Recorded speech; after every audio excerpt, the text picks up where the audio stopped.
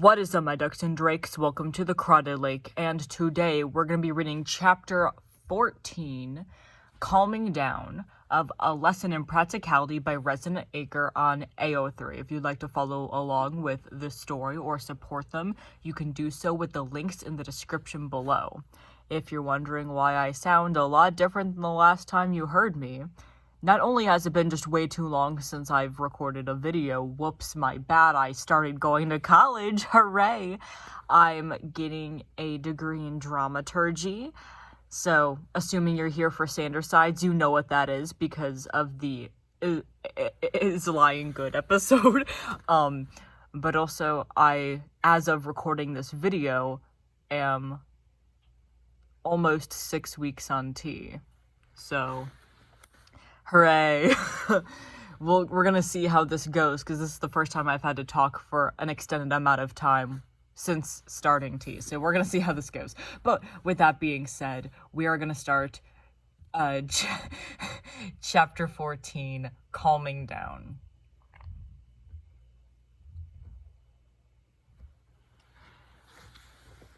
You threw it out the window! I was panicking! You managed to somehow fumble with the window and open it with one hand, and then you threw the pot out the window. There were more pressing things going on at the time, Logan. This supposed cloud snake monster creature no one but you saw was not the most pressing thing at the moment. Virgil was having a panic attack. And you panicked?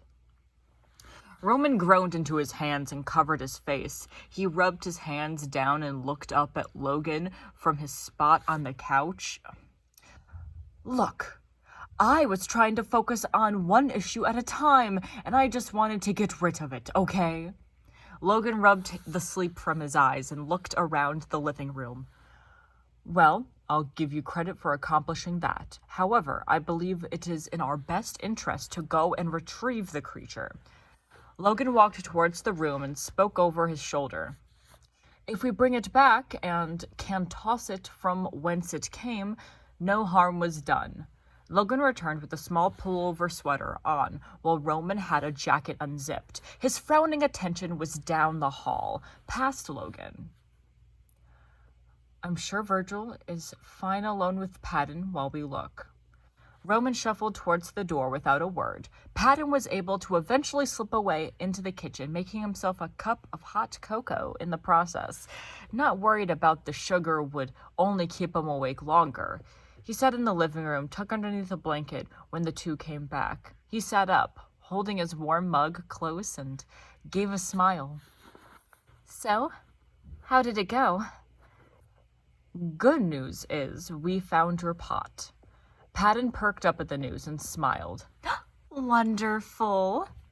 Bad news. Logan held up the pot and removed the lid, lifting it towards his face. Patton could still see in the dim lighting that it was damaged with bends and dings, but the entire bottom was missing, as if someone melted and clawed its way out of the bottom. Looks like our little friend escaped. Logan walked over and handed Patton his deformed cookware. He held it up and looked through it with a sigh. You don't think it'll buy me a new one, will it? I'm so sorry, Patton. Roman walked up and reached for the pot. I'll buy you a new one. It's the end of the month. If you can't afford it, don't push yourself. Besides, Patton carefully poked at the part of the metal that was loose and threatened to break off. We can all chip in for a new one. Patton let out a yawn and looked over at the clock. It's still early. I'm going to try to get a bit more sleep. That would be wise for all of us, I suppose. No use in worrying about anything right now. Exhaustion will only hinder us on our days ahead. We also will have to tell Virgil what is happening in the morning, if he is feeling up to it. Great. You know, you sound even more boring when tired. Roman shuffled past Logan. Good night. Patton allowed himself to sleep in a bit, giving the night before. Calming down Virgil in the middle of the night and trying not to worry about what Roman had seen was enough to make him want to lay in bed even longer, but that wasn't something he could do. He'd grow restless within the hour and half wasted time trying to distract himself. When he rolled out of bed, he was not surprised to see Virgil's door still shut tight and not a sound from within, as he'd had a bit of a rough night. A small creak drew Patton's attention down the hall, where Logan emerged from his room with an empty coffee mug. "Ah, I'm glad to see you awake. I hope the extra bit of sleep helped." "Yeah, it did wonders. I feel great." Patton stretched a bit, still shaking the sleep from his bones. "I'm worried about Virgil, though." "Ah, you have work today?" I do, but maybe I should leave 2 here to check on him." "Patton, while your concern is admirable, you're going to leave 2 here to... what? Sit around and wait to see if Virgil comes out of his room today?" "You're right." Patton crossed his arms and stared at the ceiling, lost in thought. Logan moved to the coffee machine to refill his mug. "Aha. That's it." Logan looked over at Patton, who smiled as he had a great idea. "I can leave 3 to wait and watch over Virgil." Logan placed the pot back in its place under the machine. "How is that any different? What would 2 do as 3 waited for Virgil?" "He would keep him company, of course." Logan turned and looked at Patton, enjoying the smell of a fresh cup he made. "Perhaps a similar situation? I could watch over Virgil." Logan looked up and watched Patton try to hide his disappointed look. "He has to trust me again eventually, and avoiding me isn't going to help. Perhaps this will help solidify our friendship once more." "Maybe you're right," Patton muffled with a yawn into his hand. "I should really start getting ready. That extra sleep didn't leave me much time." "Don't stretch yourself too thin. I am more than willing to help." Logan spent the rest of the morning in the living room in his chair, still in his sleep clothes. He read and sipped on his coffee before turning on the news quietly. He would steal brief glances down the hall as the clock ticked closer to noon, but not a sound was heard. Eventually, Logan got up from his seat and returned to his room to get dressed for the day. He didn't usually laze around, but the night before had him left worried about the possibilities, despite how he managed to convince the other 2 to not worry about it. He entered the kitchen again and saw Virgil sitting at the table with a mug, the rest of the coffee that had remained left over from the pot still sitting inside. He looked up and smiled at Logan, raising his mug, taking a sip. "Morning," he mumbled softly. Logan turned the clock and frowned. "Hardly. It's near noon at this point. Also, that coffee is probably cold." Virgil shrugged and took another gulp, not bothering to respond. Logan paused and turned his attention back to the living room, wondering if he should give him more space. "So, everyone at work then?" Virgil was gazing down at the dark liquid. Logan always wondered why he either took it overly sweetened or just plain black. "Yes. Patton and Roman had left a while ago. It will just be the 2 of us in the meantime." "I'm surprised he didn't have 2 stay." Logan cleared his throat and glanced away. "I told him that would not be necessary."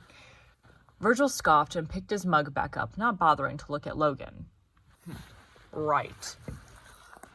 I had merely suggested that It's fine, Logan. I get it." The awkward silence that fell was enough to make Logan uncomfortable. Virgil still hadn't bothered to look over at him since the greeting he received, and Logan shut his eyes. He took in a slow breath and pulled out his phone, headed for the living room. Of course. Logan paused in the center of the room and unlocked his phone as he dialed a familiar number. He put it up to his ear and crossed his other arm as it rang. He heard the sound of the chair in the kitchen and glanced over, seeing Virgil standing in the doorway confused. Who are you calling? Patton. He should be able to sneak away and send 2 on his break. Virgil hunched over and glanced at Logan. I don't need a babysitter. I never said you did. It was simply foolish to think I alone could help you. Hello? Logan spun back around, facing away from Virgil. I'm terribly sorry to have called you at work, Patton. The phone slipped away from Logan's ear, and he turned to see Virgil smiling, holding it up on his own.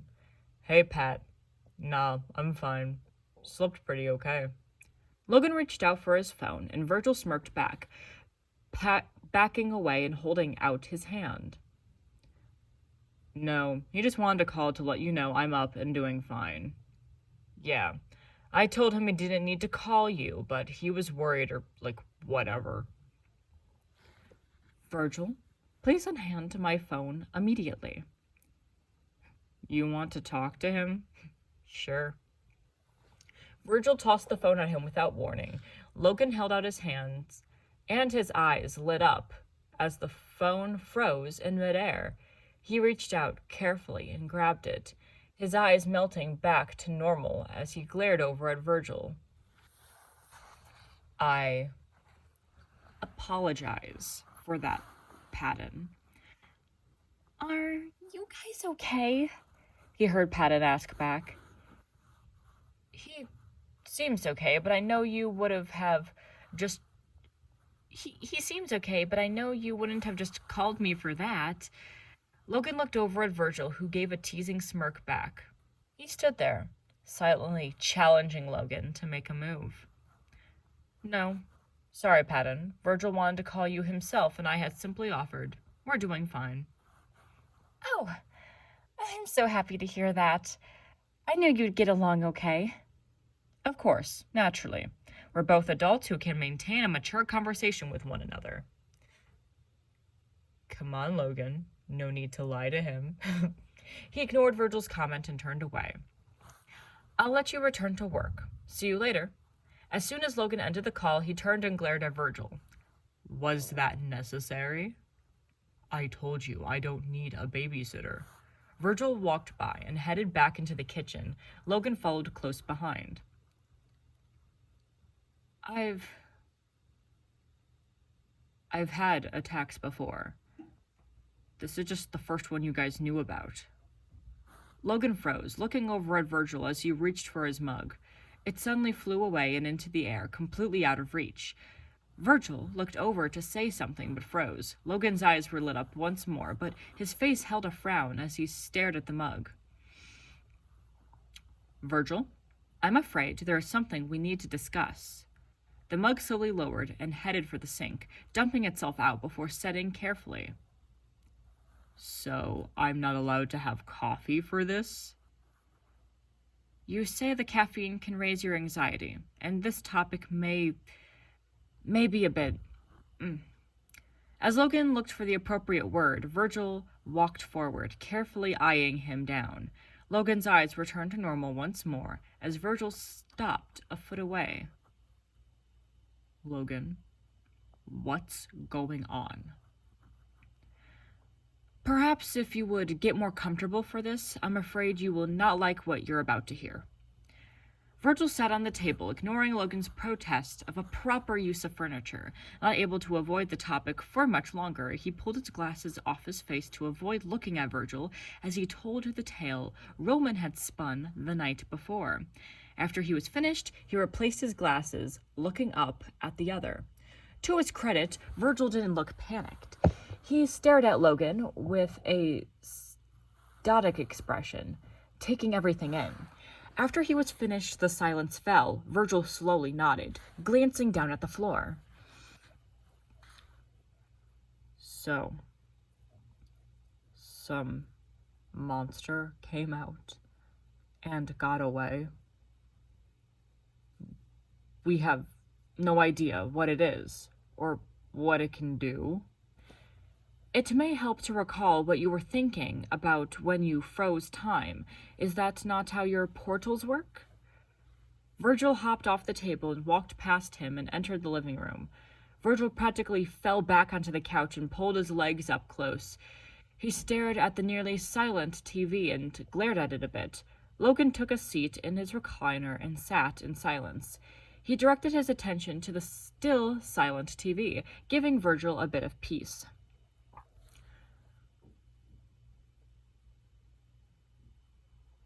Roman woke up and found me out here. I felt one coming, and I knew I should have gone to my room, but Logan drew his attention away from the news and back to Virgil silently. Virgil looked away, staring down at the carpet. I don't know. Having someone there helped a bit. I thought I'd be okay. We both fell asleep, and I woke up, and I was worse than before. I felt trapped, and I couldn't breathe. And it just got worse and worse. Then I tried breaking free, but stupid Roman wouldn't let go, so Logan listened quietly as Virgil recalled a story, trying to put the pieces together. You broke free of time in hopes to not wake him? Virgil nodded, but did not continue his story. So, what were you thinking about at this time? Virgil laughed to himself. The same thing I usually do. I wasn't sure how, but I knew for a fact that I was going to die. Logan was surprised at the words coming from Virgil, but made no further comment. Whatever the thing is, Logan, we need to find it and get rid of it. Perhaps another day we can— No! Virgil unfurled and stood up. Look, I'm not just going to sit here and do nothing when I realize who knows what's out into the city. Virgil's arm gestured wildly to the window as his voice rose. I didn't talk about this stuff because this is exactly what I wanted to avoid. I'm not just going to fall over and break because of one stupid attack. Virgil huffed and stared out the window. That is not what I meant. I simply was stating that perhaps Roman or Virgil could be of use in tracking it down as well. We should not separate since we are unsure of what the creature is capable of. Virgil spared a glance back over Logan, who was staring at the TV with interest. He looked over and was shocked, watching Logan grab the remote and turn the volume up a bit. Have reported numerous sightings of a masked vigilante who appears to be walking the streets at night. There have been multiple reports to local law enforcement about a man in a costume taking down muggers and potential burglars and fleeing before police can make it to the scene. They're talking about Roman. Virgil turned and took a step closer to the TV. Must be a slow news day. They did a report on him a few days ago, if I recall. Roman talked about it in length. This must be exciting for him. Perhaps... What? Virgil spoke with intrigue. Go on. Perhaps he could track down the creature in the costume. I hear he had learned a new ability, but I'm ashamed to admit I had turned him down at a point and missed a few details about it. Virgil chuckled and smirked a bit. Yeah, that sounds about right. But I don't like the idea of any of us going out alone after that thing. This is true. Perhaps one of us could join him. You are adept in the creative arts and upgrading his costume. Could you not join him? No. No freaking way. Virgil shook his head and tucked his hands into his hoodie. He's bad enough with all of that. Besides, you won't catch me dead out there. It was merely a suggestion. I understand your uneasiness about it all. Good. Discussion over. Patton was delighted to receive the phone call from Logan. though by the nature of the call, he was sure it was for a different reason than Virgil had stated, still knowing that they had started to get along better, but put him over the moon. He had a bit of pep in his step for the rest of the day. Not that many people noticed. Patton was a cheerful person, and it was easy to tell. His day flew by faster than normal, which he had been happy about. Last night had been tiring, and all he wanted to do was relax and get some proper sleep. Not that he had blamed Virgil at all, of course. He tucked a few things away in their proper places as he organized his work area before leaving. Someone approached him at his desk, and he looked up, smiling. Roman, what a pleasant surprise! What are you doing here? Roman smiled and shrugged. I had to run a few errands for work, and I was in the area. I knew you got off about now, and I figured we could take the bus home together. Oh, yay! Bus buddies. Let me just finish organizing my paperwork and we can get going. Patton fitted around his space, back and forth, taking care of odds and ends before walking around his desk. Ready? Roman motioned in the direction of the door as Patton led the way. As he walked by, Patton had said goodbye to a few co-workers and even quite a few customers. It wasn't a surprise to Roman that Patton was the guy who knew everyone who came into his job. He was the friendly guy who was easy to talk to, after all. They started down the street, and Patton continued to lead the way. Yeah, I saw it on the news. They're playing in one shop. They did another report on me. Roman couldn't smile any brighter, if he had tried. Of course, I'm awesome. It comes to no surprise. You're a hero, Roman. Of course they did. Yes, well, Roman glanced away. I wasn't one last night. Patton quickly spun around and poked Roman angrily in the chest. Hey, none of that. You are wonderful, and if you continue talking like that, I'll have to make you see how wonderful you are. Patton spit out angrily, only causing a roar of laughter to erupt from Roman. No, thank you, Pat. That will be enough. Still, I could have handled it better. You got Virgil out and got rid of a possible threat. Doesn't seem like a failure to me. Sure, maybe you made a mistake, but you're human. We all do. Oh. Oh? When was the last time you made a mistake? I made my boss a coffee today, but I gave him mine instead of his. He's diabetic.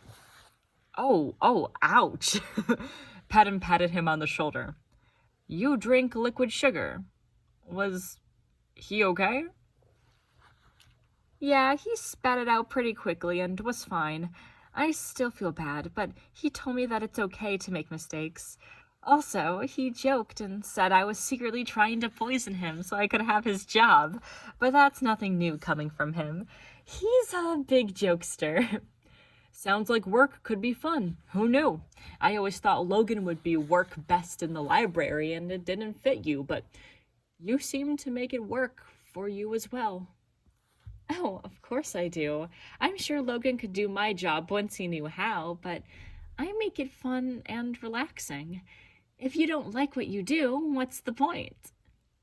I'm sure you'd love to work with Logan. Oh, well, of course. I'd love to work with any of you, as I'm sure you'd love to work with Virgil. He did such a nice job on your costume, after all. Oh, gosh, you should have seen the sketch he did at first. It was magnificent. Did you know he can draw? He had a few ideas and even let me help decide some things on it. Patton smiled as he sat down on the bench at the bus stop, listening to Roman, who had lit up at the mention of his new costume.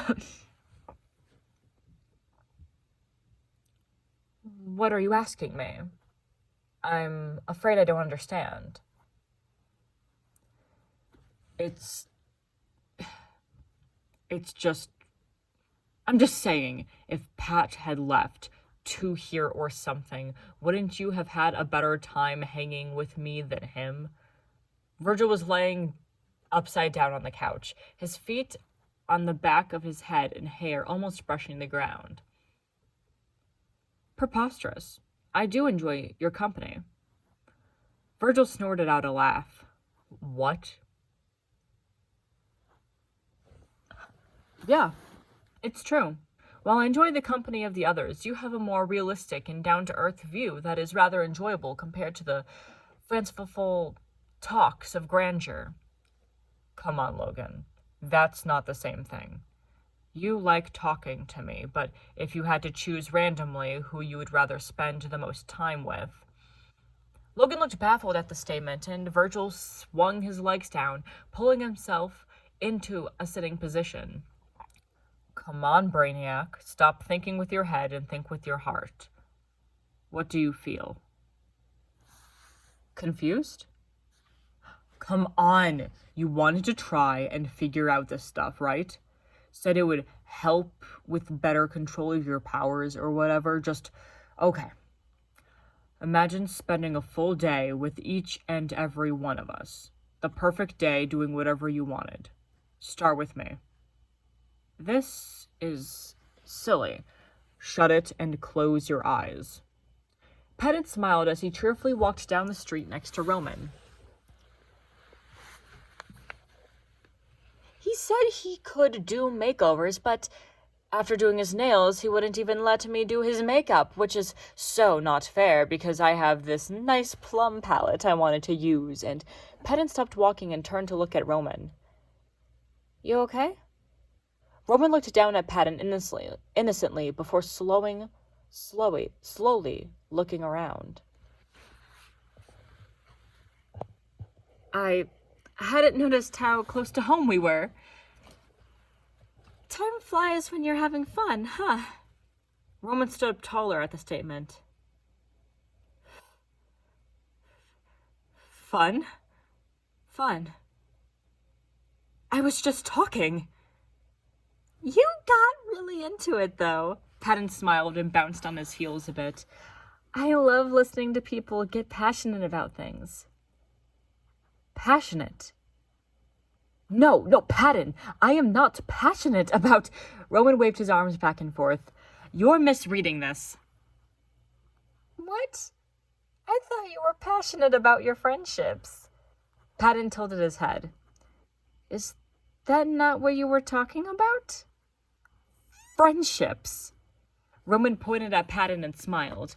That's exactly it. He quickly began walking and passed Patton without another word.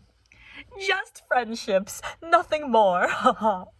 Patton watched Roman march on proudly with a bewildered look on his face. Roman marched up the stairs and opened the door of the apartment, freezing at the view before him. He moved out of the way after hearing Patton walking up behind him and pointing over.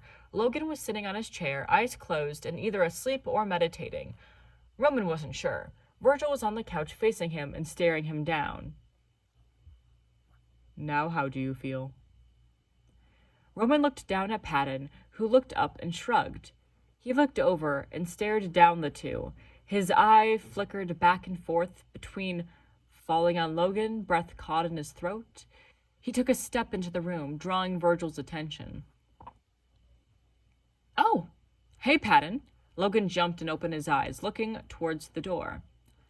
Hey, Roman. Hey.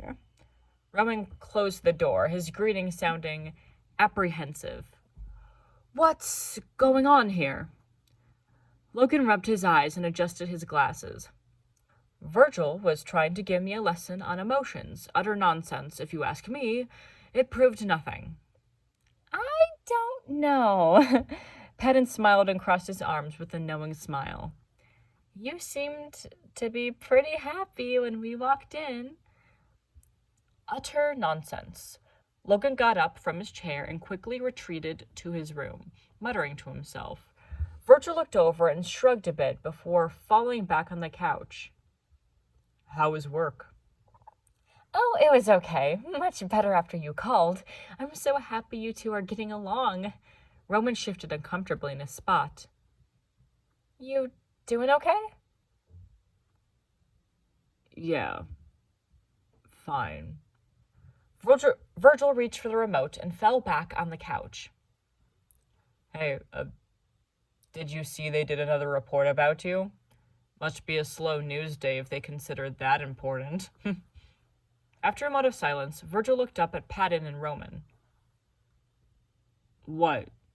Patton looked up at Roman and folded his hands together.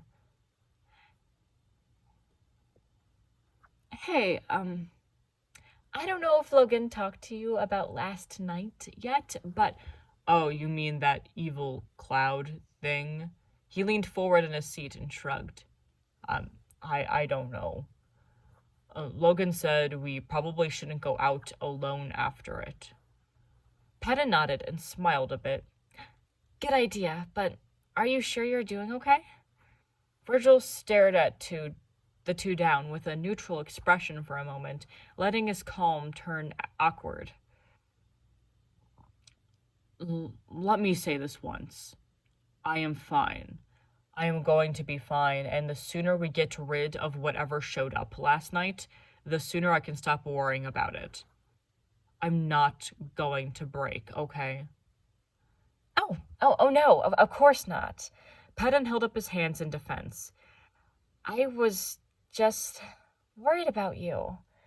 You seem to be handling all this fine. Roman nodded in agreement. Strange as that is, I figured you would be freaking out. Oh, it was all internal. Virgil leaned back and turned his attention back to the TV. Besides, Logan helped keep me distracted after he told me, so I'm okay now. Patton gave Virgil an encouraging smile and a few motivating words before walking into his room. Roman went to approach his and stopped next to the couch.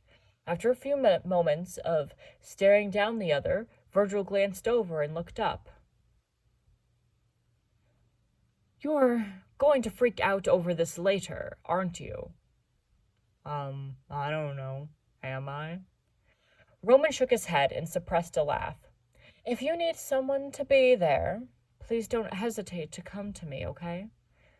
Virgil went back to bite with a snarky remark before seeing how serious Roman was about it. He huffed and turned back to the TV without a word.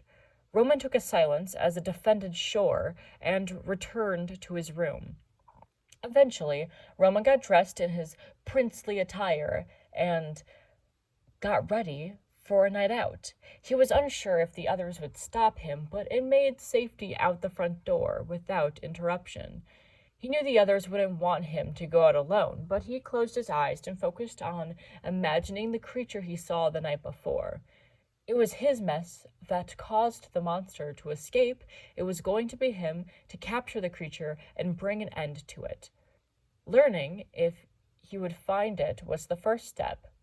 He would talk to the others about capturing it and make sure he didn't have to apprehend it alone. After a few moments, nothing came to him. His feet stayed firmly planted on the sidewalk, and he huffed out in annoyance. Of course, things couldn't quite be that simple, but he wasn't going to stop there. He started to trek into the city, not worrying about where he was going quite yet. He may not find the monster tonight, but he would eventually, if it was the last thing he did. A few hours down the way, Roman let out a loud yawn. He had started taking short naps before his nightly excursions, but sleep was still vital, especially as all-important beauty sleep. Roman turned and decided to head home before he stayed out much longer. Thank you so much for listening. If you'd like to hear more from me, maybe consider subscribing, as there are still about, I think, 9-10 chapters of this story left. You don't want to miss it. And once again, if you want to support the author, you can do so with the links in the description below to both the story and to the AO3 profile itself. So, thank you so much for listening, and much like Virgil trying to get Logan to know what a freaking emotion is, do your best.